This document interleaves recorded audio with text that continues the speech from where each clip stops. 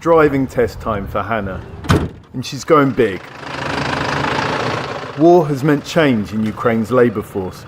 Women are entering traditionally male-dominated professions, like truck driving. The NGO Reskilling Women says it has more than 100 people in its programme or newly licensed. Hannah is now the latest. Yes, I've passed the test and go to get a driver's license. So if you see a girl on the road in a truck tomorrow, maybe it's me. Much of Ukraine's male labour force is away at war. Some are injured, others are hiding or fleeing from the draft. It's meant more female faces in classes like this one for public transport drivers. After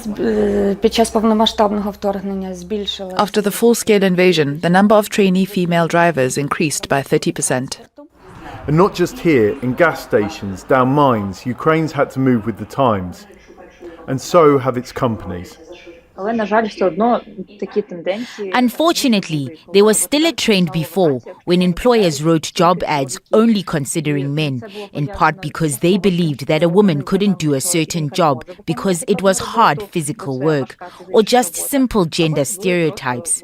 Now, little by little, that's beginning to change. That change in attitude could only increase as more men are drafted into Ukraine's threadbare army. A new mobilisation law this April means that more men are being called up, and that means yet more gaps in the country's labour force. Yulia's husband is serving while she's driving trams. It's clear that there are not enough men for everything.